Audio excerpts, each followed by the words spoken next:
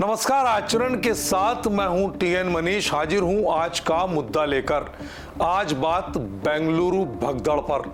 4 जून 2025 को आरसीबी की आईपीएल 2025 जीत के जश्न के दौरान बेंगलुरु के एम चिन्नास्वामी स्टेडियम के बाहर भगदड़ मची थी, जिसमें 11 लोगों की मौत हो गई थी, 71 लोग घायल हुए थे। यह घटना स्टेडियम के प्रवेश द्वारों पर विनियमन की कमी और आयोजकों की लापरवाही के चलते हुई, जैसा कि जस्टिस माइकल डी कुन्हा की कमीशन रिपोर्ट में कहा गया है। कर्नाटक सरकार ने RCB DNA network private limited और कर्नाटक स्टेट क्रिकेट एसोसिएशन को सीधे जिम्मेदार ठहराया है। बड़ी बात यह है कि क्रिकेट स्टार विराट कोहली की सोशल मीडिया अपील को भी भीड़ बढ़ाने का कारण माना गया, जिससे विवाद पैदा हुआ। कोर्ट ने सरकार को स्टेटस रिपोर्ट सार्वजनिक करने का आदेश दिया। हाल ही में आरसीबी के मार्केटिंग हेड निखिल सोसाले को अंतरिम जमानत दी गई, लेकिन उनका पासपोर्ट जमा कराया गया। उन पर कार्रवाई जारी है। क्रिकेट प्रशंसकों पर इस घटना का गहरा असर पड़ा है। कई घायल हुए, कुछ की मौत हो गई। खेल जगत ने दुख व्यक्त किया है, जिसमें बीसीसीआई सचिव देवजीत सेकिया ने कहा, यह बहुत दुर्भाग्यपूर्ण है। आयोजकों को बेहतर योजना बनानी थी। राजनीतिक रूप से बीजेपी ने सरकार पर लापरवाही का आरोप लगाया और सीएम सिद्धारमैया से इस्तीफे की मांग की थी, जबकि सरकार ने कहा कि इवेंट उनका आयोजित नहीं था, जिससे राजनीतिक बढ़ गया है। 18 जुलाई 2025 तक इस मामले में कई ताजा अपडेट सामने आए हैं। सिलसिलेवार आपको बताते हैं। कमीशन और जांच रिपोर्ट।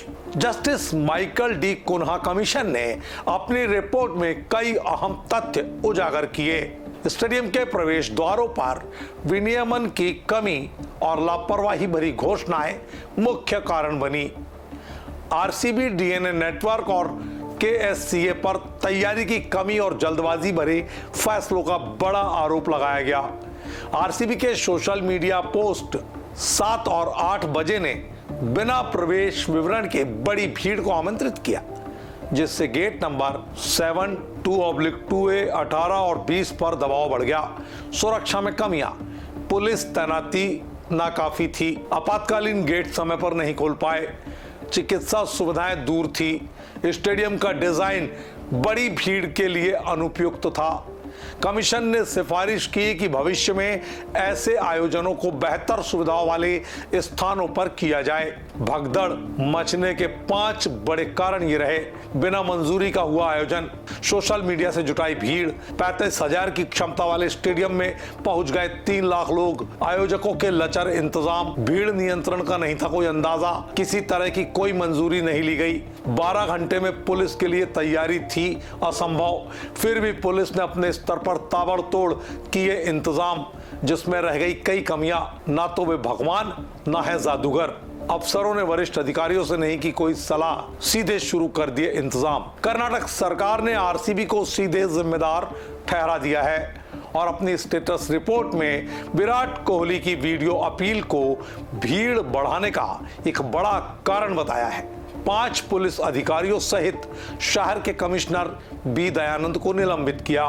आरसीबी के मार्केटिंग हेड निखिल सोसाले को 6 जून 25 को गिरफ्तार किया गया, उन्हें पुलिस हिरासत में रखा गया। सरकार ने हाईकोर्ट को स्टेटस रिपोर्ट सौंपी, जिसमें आरसीबी डीएनए और केएससीए के खिलाफ कानूनी कार्रवाई की तगड़ी सिफारिश की गई।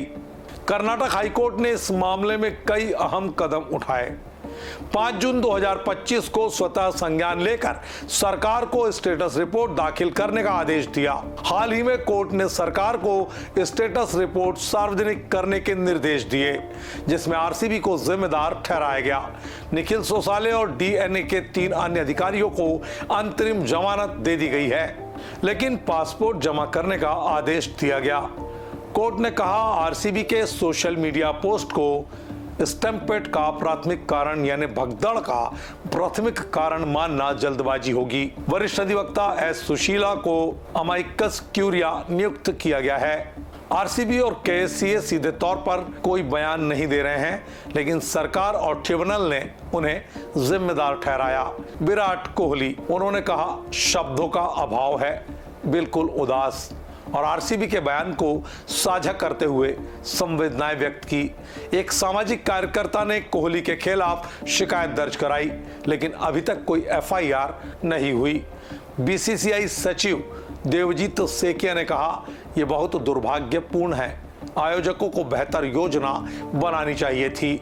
मृतकों के परिवारों के प्रति संवेदना, घायलों की जल्दी सुधार की कामना।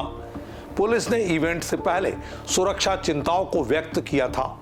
डीसीपी एमएन करीबसावन गोंडा ने सरकार को चेतावनी दी थी कि भीड़ बहुत ज्यादा हो सकती है। क्रिकेट प्रशंसकों और खेल जगत पर प्रभाव। लगभग 50,000 प्रशंसक मौजूद थे, जिससे अराजकता फैली। कई घायल हुए, कुछ की मौत हो गई, विशेष रूप से युवा प्रशंसकों की। खेल जगत ने दुख व्यक्त किया और ये माना कि भविष्य में सुरक्षा व्यवस्था को मजबूत करने की जरूरत है। प्रधानमंत्री नरेंद्र मोदी ने भी अपनी संवेदनाएं व्यक्त की। बीजेपी ने सरकार पर लापरवाही का आरोप लगाया। सीएम सिद्धारमैया और deputy CM DK Shivakumar के इस्तीफे की मांग कर डाली। सरकार ने कहा कि इवेंट उनका आयोजित नहीं था और सिद्धारमैया ने बताया उन्हें 11:29 पर न्योता मिला था। राजनीतिक हलकों में आरोप प्रत्यारोप का दौर तेज हो चुका है और ये सरकार की राजनीति पर असर डाल सकता है।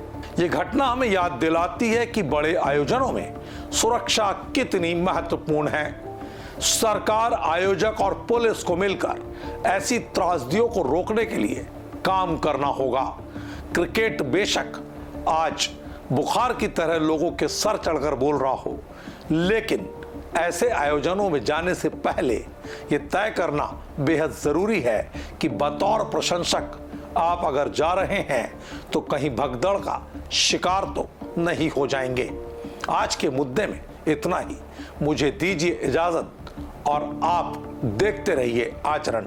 नमस्कार। देश दुनिया की सभी खबरें देखने के लिए जुड़े रहिए आचरण न्यूज से। आचरण न्यूज, हर कदम आपके साथ।